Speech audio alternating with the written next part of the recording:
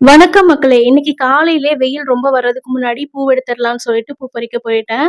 நேத்து பறிச்ச பூக்களையும் அப்படியே வச்சிருந்தேன். இன்னைக்கு பூவெடுத்து சேர்த்து கட்டிறலாம்னு.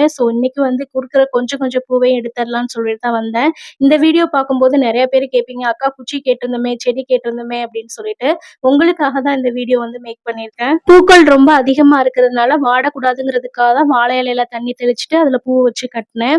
என்னட்ட ஃபர்ஸ்ட் கேட்டவங்கட்ட நான் சொல்லியிருந்தேன் வந்து ஒரு இமெயில் குடுத்து அதுல வந்து அனுப்ப சொல்லியிருந்தேன். அவங்களோட மெயில் எனக்கு ரிசீவ் ஆகல. அதுக்கப்புறம் வந்து நெறைய பேர் வந்து குச்சி குடுங்க, செடி குடுங்கன்னு கேட்டிருந்தீங்க. இங்க நான் பதியம் எதுவும் போட்டு வைக்கலங்க. வேணும்னா குச்சி மட்டும் தான் எங்களால அனுப்ப முடியும்.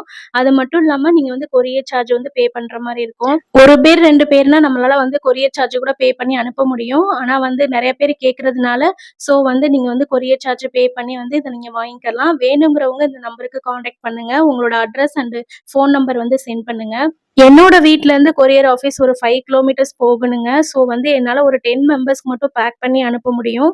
இது என்னோட குட்டி ரெக்வெஸ்ட் தாங்க. யாரும் தப்பா நெனச்சுக்கிறாதீங்க. தேங்க் யூ ஃபார் வாட்சிங்.